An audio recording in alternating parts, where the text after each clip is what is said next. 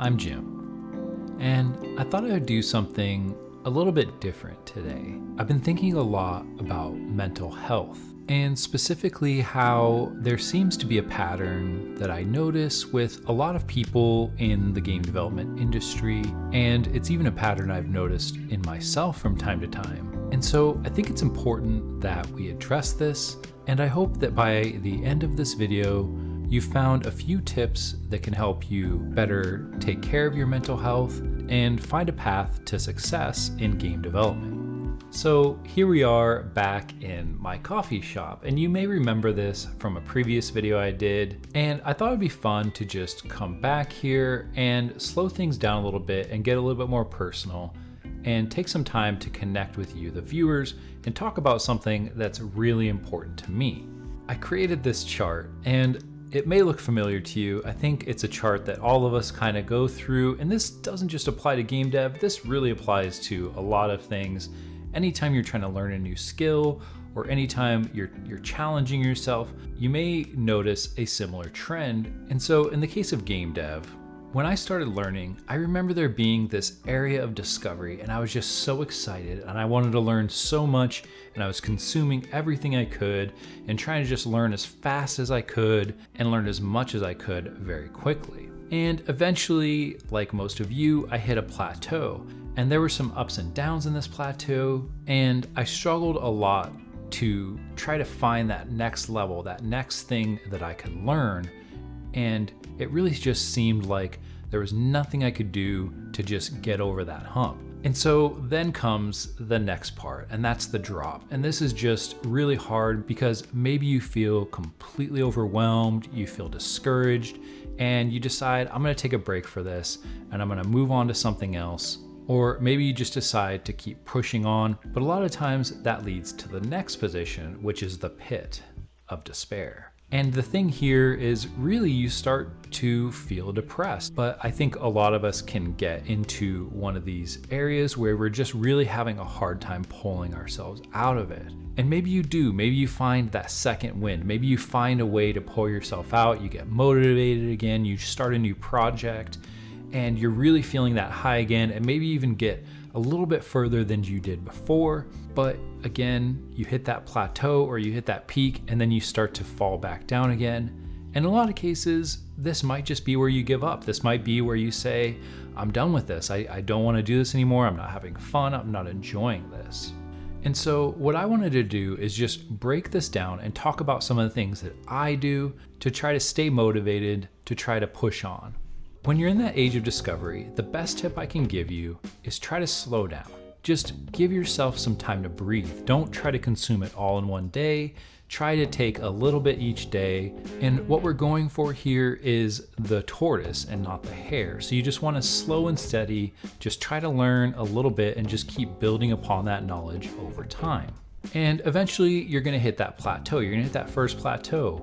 And my tip here is just try to find ways that you can apply those skills. So you've learned all of these things, you're really growing your knowledge in something new, but if you don't give yourself time to apply, you're really not hammering it down. You're not giving yourself time to absorb the knowledge that you've attained, which may mean that you start to go into that drop. And this is the hardest part because it really is uncomfortable when you start to feel that drop. And so my recommendation in this point is to try to set a schedule, set a disciplined schedule that you hold to every day. Set a time in your day when you don't have any distractions, that you can kind of just disconnect, and that you focus 100% on that learning experience, or you focus 100% on applying that knowledge. Now, you may end up in the pit of despair. And the thing here is it's really hard to pull yourself out.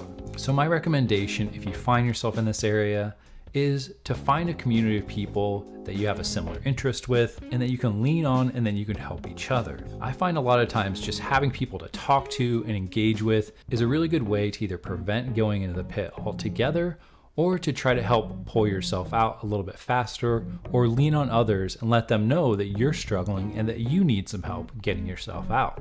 Now, when you do pull yourself out and you start to learn again, it's important that you set realistic goals for yourself. So you're going to be back on this learning train again. You may learn at a steeper curve the second time around, but it's really important to just be realistic and understand your own limitations, understand your own bandwidth and your own abilities, and just set a very realistic goal that you can attain in the timeline. And that last part, and this might seem a little bit cliche, but I think it's really important that you just don't give up on yourself and that you don't give up on what the things that you find joy in. So when you're pushing through and you're trying to keep this path going, just find that perseverance, find that determination, and find that discipline to just keep pushing on.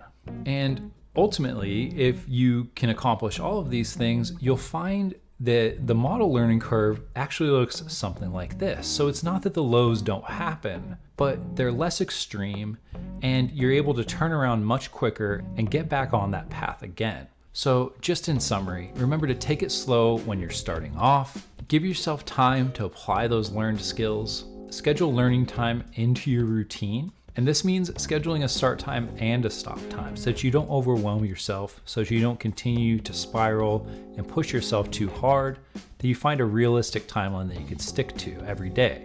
Join a community, find people that you can support and that support you so that everyone can work together. Make sure that you set realistic goals for yourself. For instance, you can't build an entire AAA game all by yourself. And the last one, of course, don't give up on yourself.